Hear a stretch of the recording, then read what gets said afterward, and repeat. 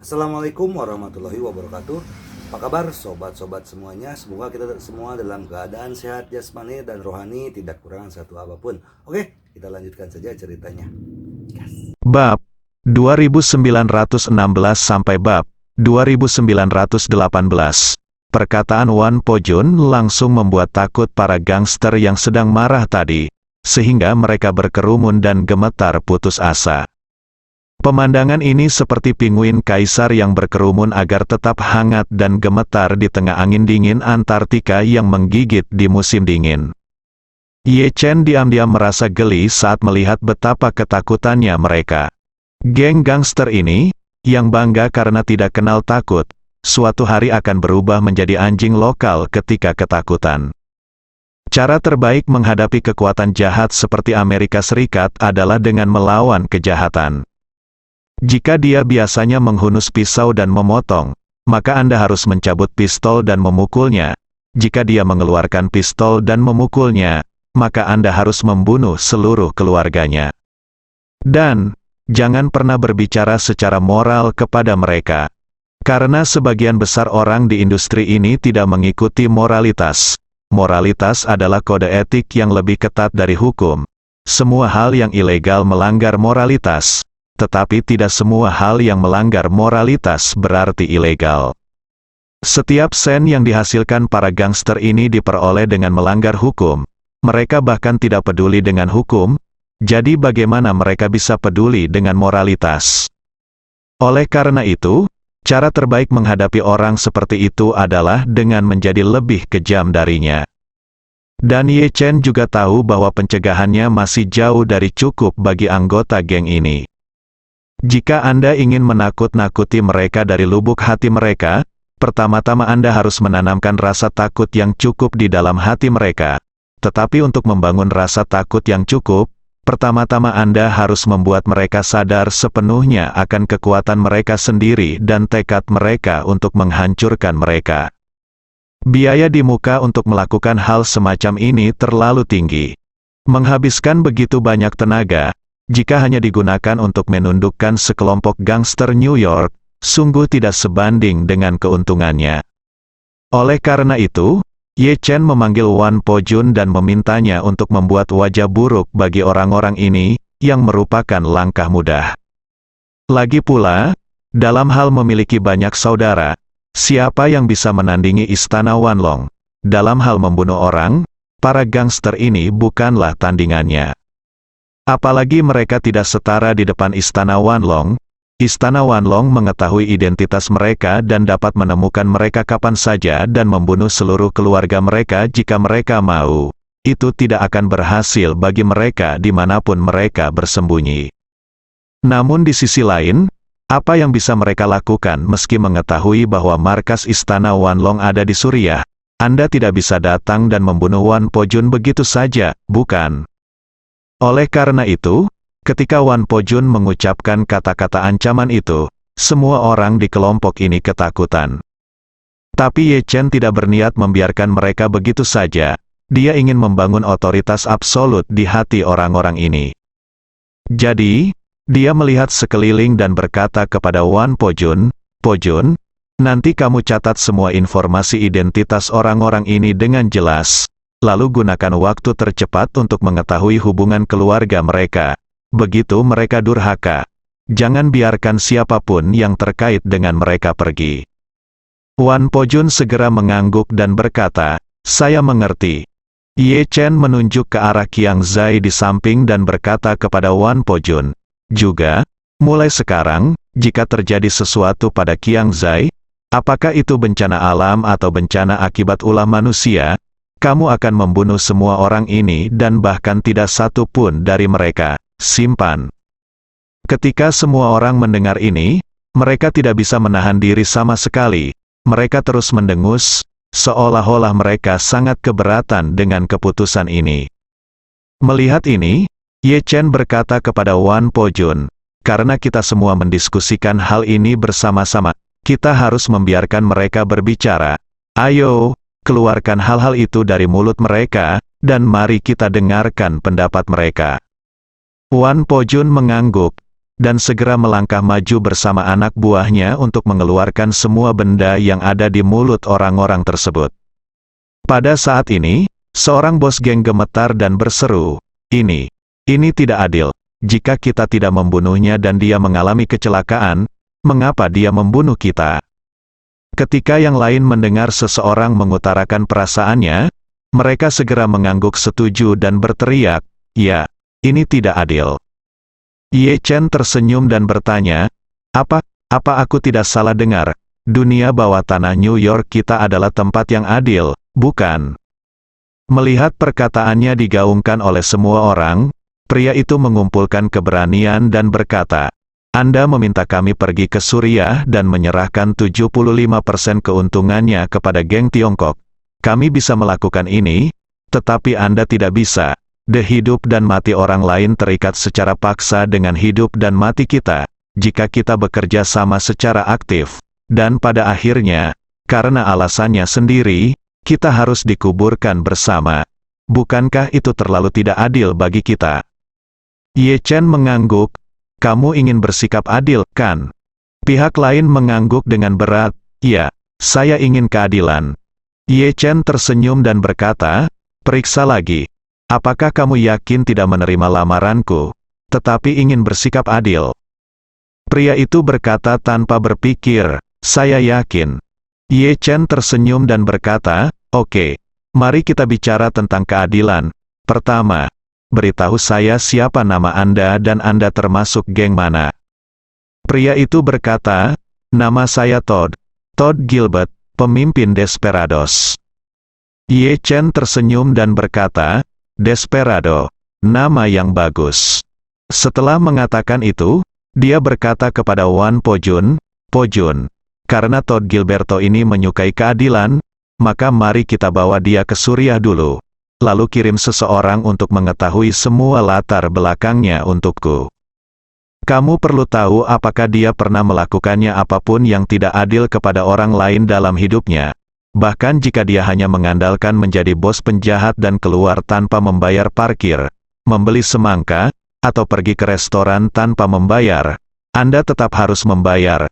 Saya akan memeriksa semuanya, termasuk semua hal besar dan kecil. Jika lebih dari 10, saya akan menggali lubang di Suriah dan menguburnya hidup-hidup. Todd Gilbert sangat ketakutan sehingga dia berseru, ini sangat tidak adil.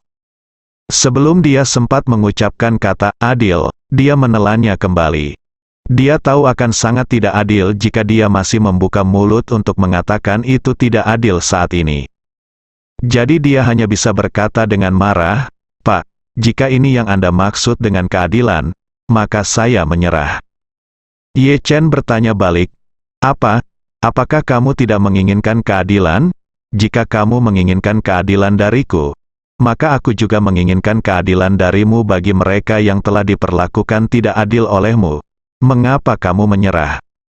Setelah itu, Ye Chen berkata kepada Wan Pojun lagi, oh, ngomong-ngomong, Pojun, jika kamu mengetahui bahwa orang ini telah menyakiti anggota keluarga pihak lain yang tidak bersalah ketika berhadapan dengan musuh dan pesaing, perlakukan saja dia sebagaimana mestinya.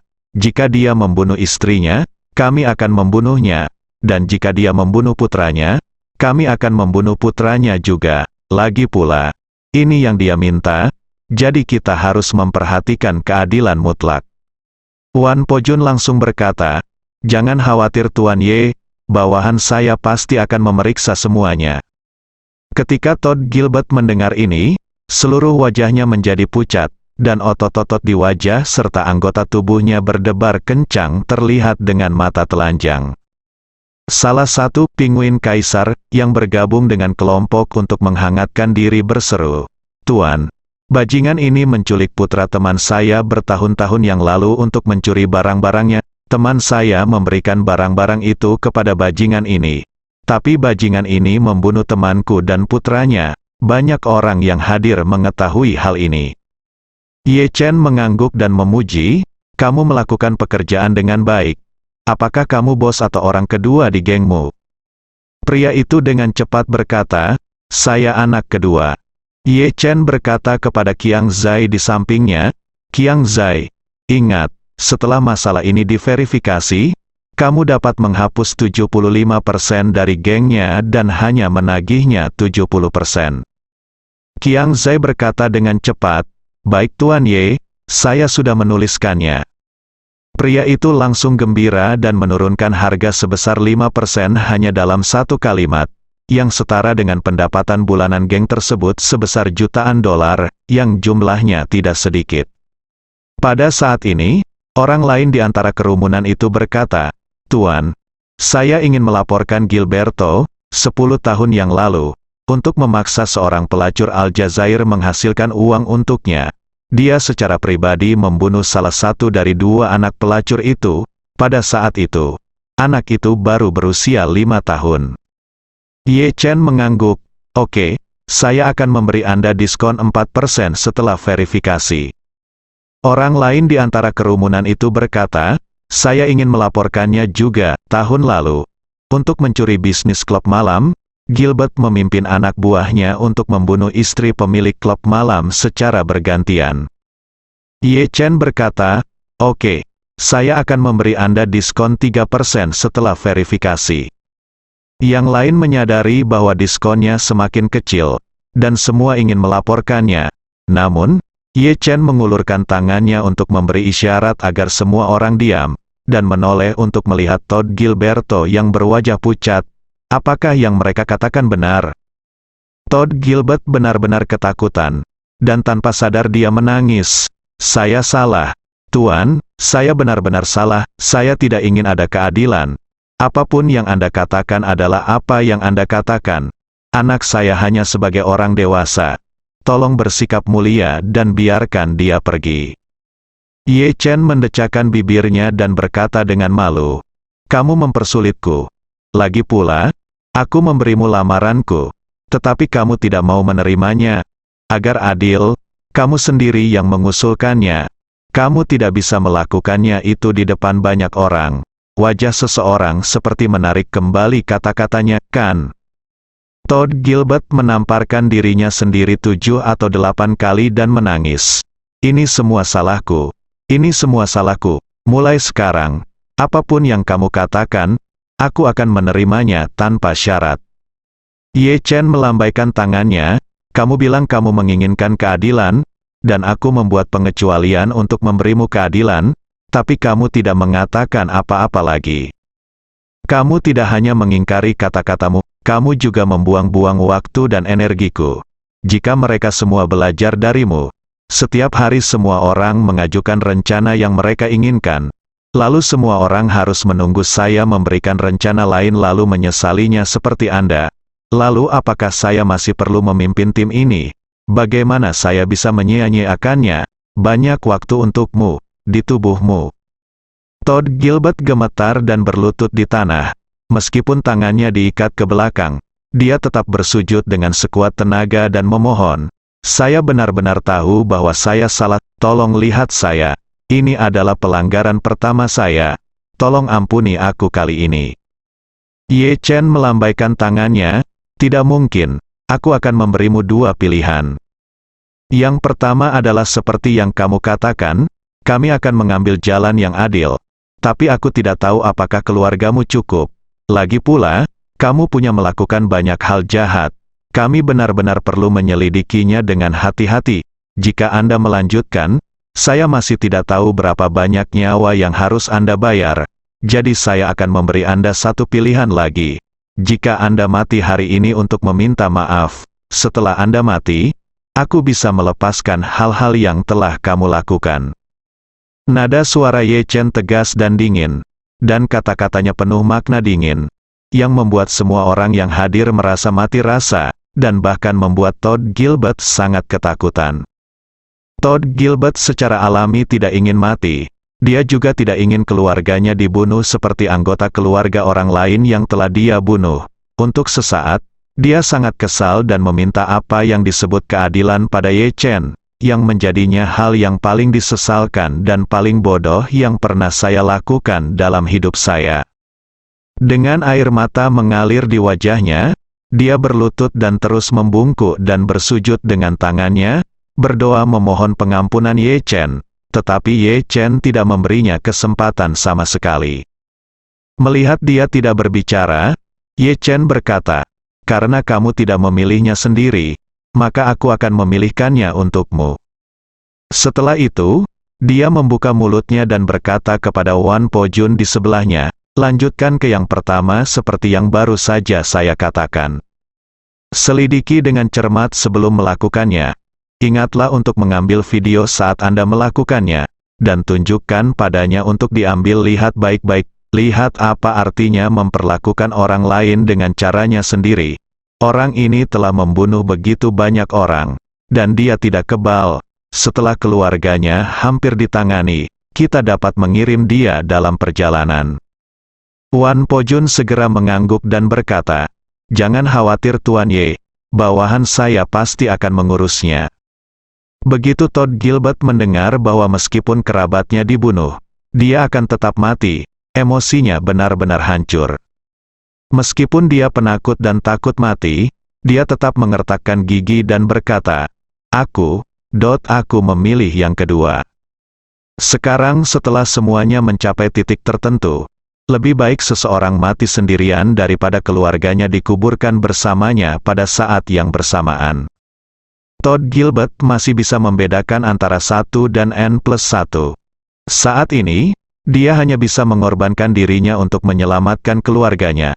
Jika tidak, menilai dari perbuatannya, tidak ada anggota keluarganya yang akan selamat. Ye Chen awalnya tidak ingin membunuh Todd Gilbert. Dia bukan Su Soudao. Dia juga bukan Su Ruoli yang mengabdikan dirinya untuk keluarga Su.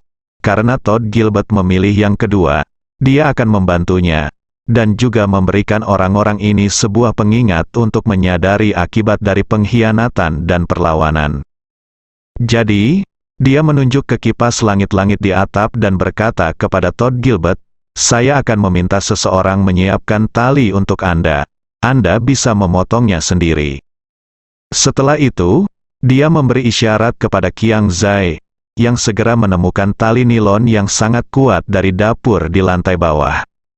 Semua orang menjadi pucat karena ketakutan.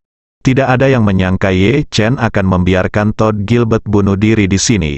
Bukankah itu berarti semua orang akan melihatnya bunuh diri? Dan Ye Chen memang berpikir begitu. Karena Todd Gilbert mencari kematiannya sendiri, mengapa tidak membiarkan anggota geng brutal New York ini menyaksikannya dengan mata kepala sendiri? Akan lebih baik jika meninggalkan bekas luka yang tak terhapuskan di hati mereka. Tak lama kemudian, Qiang Xi menggunakan tali nilon untuk membuat tali yang lebih erat di bawah kipas langit-langit, lalu membawa kursi dan meletakkannya di bawah kipas langit-langit. Melihat bahwa dia telah mempersiapkan semua ini, Ye Chen berkata kepada Todd Gilbert, "Semuanya sudah siap, berangkatlah dengan pikiran tenang." Todd Gilbert benar-benar lemas dan tidak memiliki kekuatan untuk berdiri saat ini. Ye Chen menunjuk ke anggota geng di sekitarnya dan berkata dengan dingin, "Kalian, bantu dia berdiri di kursi." Orang yang dipanggil tidak berani membangkang dan segera mengangkat Todd Gilbert ke kursi. Kali ini, tali nilon dipasang di depan wajah Todd Gilbert. Salah satu dari mereka bahkan berinisiatif memasang tali di leher Todd Gilbert. Todd Gilbert tanpa sadar ingin bersembunyi. Namun ketika memikirkan pilihan lain yang diberikan Ye Chen, dia menyerah dalam sekejap. Jerat dipasang di lehernya.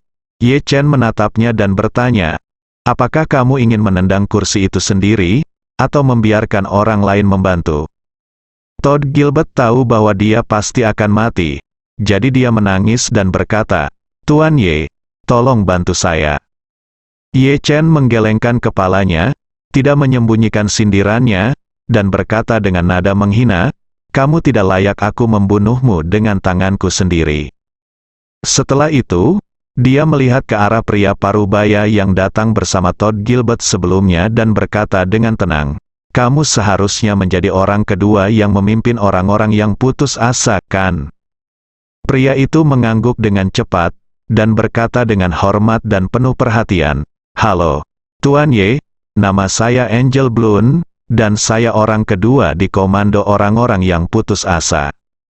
Setelah mengatakan itu, Dia segera menambahkan, "Tuan Ye, tolong jangan berpikir bahwa Todd dan saya adalah orang yang sama. Dia tidak memiliki integritas moral dan brutal. Saya telah mengingatkannya secara diam-diam berkali-kali. Hanya saja ini seseorang tidak pernah tahu bagaimana harus bertobat, tetapi malah bertindak semakin berlebihan. Saya bekerja di bawah tangannya, dan saya tidak dapat melakukan apapun untuk mengubahnya." Todd Gilbert tidak menyangka bos kedua akan memberontak saat ini, dan menegur dengan marah, "Angelo, kamu bajingan yang tidak tahu berterima kasih. Jangan lupa, akulah yang membawamu ke tempatmu hari ini selangkah demi selangkah, di lokasi."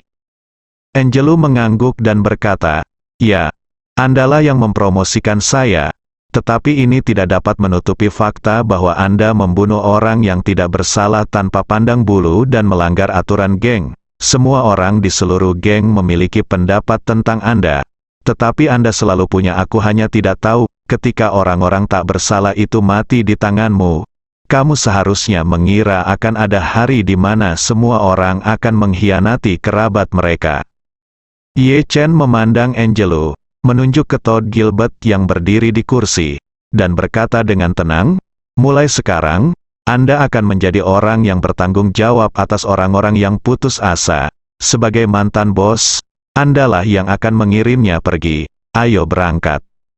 Angel Blun tertegun sejenak, lalu berkata dengan hormat, "Saya patuh." Segera, dia menatap Todd Gilbert, yang gemetar di kursi, dan berkata dengan tenang, "Todd, pergilah dengan tenang. Saya harap Tuhan dapat mengampuni Anda setelah kematian Anda." Setelah mengatakan itu, dia mengangkat kaki kanannya dan menendang kursi di kaki Todd Gilbert. Kursi tersebut ditendang olehnya, dan tubuh Todd Gilbert langsung terjatuh karena kehilangan penyangga. Akibat percepatan gravitasi yang tiba-tiba, tali yang melingkari lehernya langsung mencekik lehernya dengan erat. Dia meraih kerah leher itu dengan kedua tangannya dan berusaha meronta. Namun dia tidak menyangka bahwa semakin tubuhnya meronta, kerah pengunci itu terpasang, lehernya akan semakin kencang. Rasa tercekik sepenuhnya membuatnya terbangun secara mengejutkan. Dia dapat dengan jelas merasakan bahwa trakeanya dicekik sehingga dia tidak bisa bernapas sama sekali. Dia juga dapat merasakan bahwa seluruh tubuhnya semakin panas, dan pada saat yang sama, dia semakin kebas. Semua orang menyaksikan Todd Gilbert digantung tepat di depan mata mereka, dan semua orang ketakutan. Mereka hampir semua pernah mengalami pembunuhan, tetapi mereka belum pernah mengalami pembunuhan dengan gaya eksekusi yang lebih retro, berpengalaman. Todd Gilbert, yang tergantung di udara, berjuang keras selama beberapa menit. Namun kekuatan perlawanan tubuhnya mulai melemah secara signifikan. 5 menit kemudian, hampir seluruh tubuhnya yang tersisa hanyalah otot-otot naluriah yang berkedut, dan dia benar-benar kehilangan kesadaran dan bahkan kehilangan tanda-tanda vital dasar. Setelah beberapa puluh detik, bahkan otot yang berkedut di tubuh Todd Gilbert pun menghilang. Seluruh tubuhnya berubah menjadi mayat, bergoyang tak beraturan di udara, seolah ingin semua orang melihatnya mati, sepertinya. Ye Chen berkata kepada Angelo saat ini, "Ambil mayatnya dan buang." Angelo berkata dengan keras tanpa berpikir, "Yakinlah, Tuan Ye, bawahan saya akan menanganinya dengan baik." Ye Chen mengangguk, melihat sekeliling lagi, dan berkata, "Sudah hampir waktunya. Mereka yang harus pergi ke Suriah harus bersiap untuk segera pergi. Mereka yang tetap tinggal untuk terus menjalankan geng dapat kembali dan mulai mencari keuangan. Mulai sekarang, untung akan diserahkan seminggu sekali. Buatlah laporan kerja setiap 2 minggu sekali. Ingatlah syarat-syaratku, siapa yang melanggar syarat-syaratku akan dibunuh. Siapa yang menyembunyikan penghasilannya, dibunuh. Siapa yang memperkaya diri, dibunuh. Siapa yang sembunyi-sembunyi berkolaborasi dengan musuh, dibunuh. Saat fajar di New York, Wan Po-jun dan anak buahnya membawa Aman Ramovic, Antonio, dan bos geng di bawah keluarga Zano menjauh dari Chinatown dan menuju ke pelabuhan. Orang kedua yang tersisa semuanya telah digantikan oleh pos reguler mereka. Qiang Zai masih linglung meskipun dia melihat Ye Chen menjatuhkan seluruh keluarga Zhao dalam semalam. Dia masih memiliki perasaan yang tidak realistis. Ye Chen melihat tirai terbuka dan Qiang Zai sedikit bingung. Jadi dia bertanya kepadanya, "Qiang Zai, bagaimana perasaanmu sekarang?"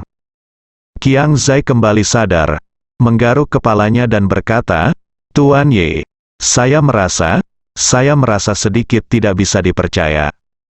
Ye Chen tersenyum dan berkata, "Kalau begitu kamu harus beradaptasi secepatnya, karena mulai hari ini, kamu harus mengatur kembali geng Tiongkok secepatnya. Meskipun keluarga Zhao adalah mafia terbesar di New York, itu bukanlah mafia terbesar di New York, hanya satu. Di masa depan, akan ada banyak tantangan, dan karena Anda telah memilih jalan ini, Anda harus menemukan cara untuk melangkah lebih jauh di jalur ini."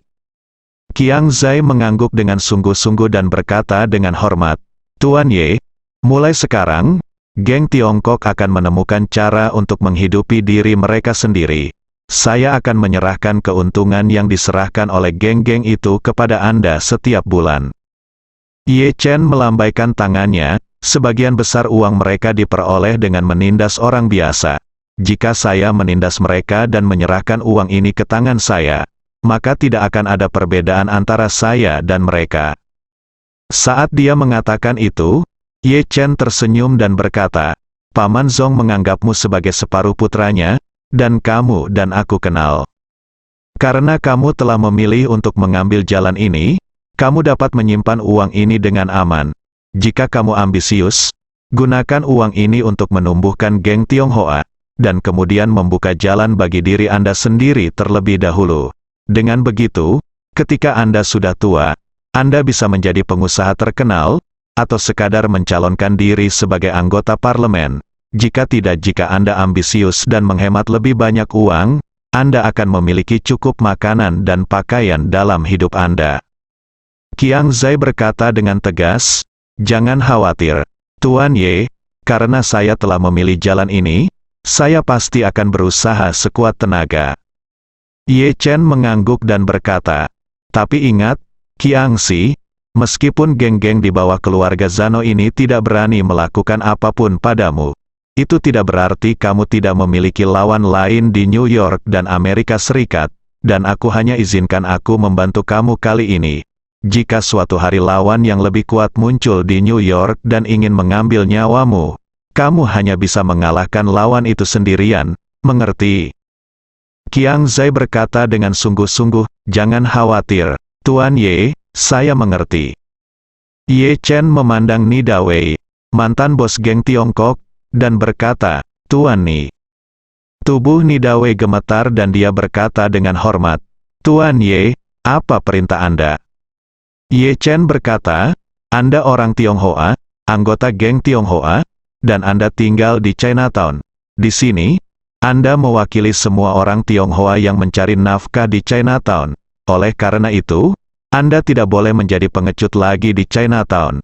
Masa depan, fakta telah membuktikan bahwa di antara Anda, dalam industri ini, kepengecutan tidak dapat menjamin keselamatan. Semakin pengecut Anda, semakin banyak orang yang ingin mengganggu Anda." Ni Dawei merasa malu, menundukkan kepalanya dan berkata, "Tuan Ye berkata, mulai sekarang, saya akan bekerja sama sepenuhnya dengan saudara Qiang, dan saya tidak akan pernah mempermalukan orang Tiongkok lagi." Ye Chen mengangguk dan berkata dengan sangat serius, "Ketika saya masih kecil, saya juga mendengar cerita tentang perkembangan geng Tiongkok di luar negeri. Saat itu, para anggota geng Tiongkok berani berjuang keras dan mencapai kesuksesan besar di Kanada, Amerika Serikat bahkan Eropa.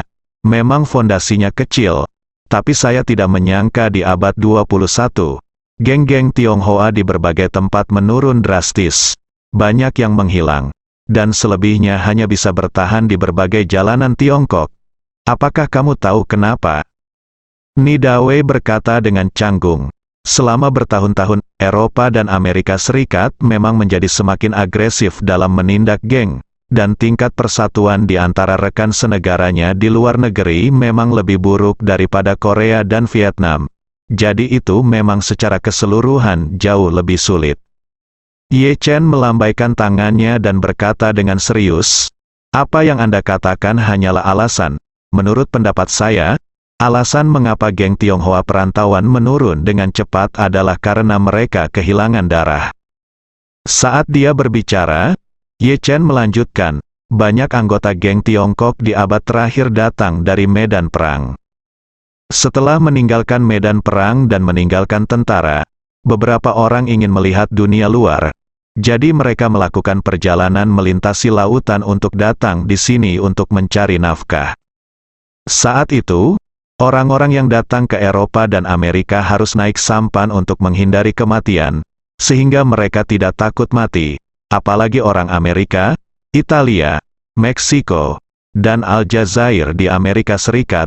Di mata mereka, mafia bukanlah apa-apa. Siapa gembong narkoba Meksiko?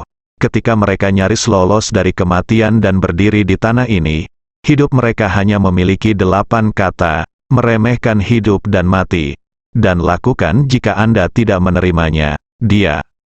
Pada titik ini, Ye Chen menunjuk ke arah Nidawei dan melanjutkan, lihat dirimu lagi.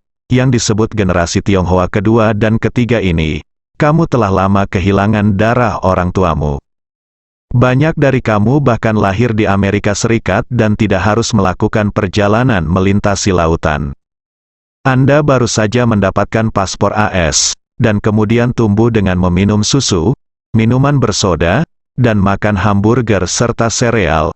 Bahkan jika Anda adalah keturunan serigala, Anda pasti sudah hidup seperti husky, tidak perlu melakukan perjalanan melintasi lautan, menyebutkan memiliki darah ayahmu.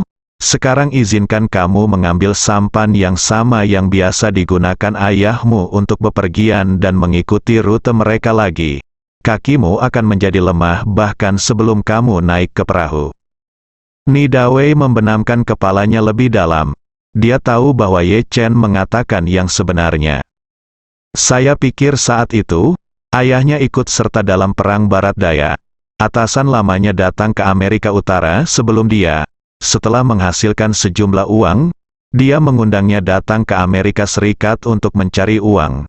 Saat itu, mereka dipersenjatai dengan senjata pria paruh baya dengan bekas luka peluru membentuk geng Tiongkok di Chinatown dan terkenal di Amerika Serikat dan Kanada. Saat itu, Amerika Utara ibarat spons yang kalang kabut menyerap imigran dan imigran gelap dari seluruh dunia.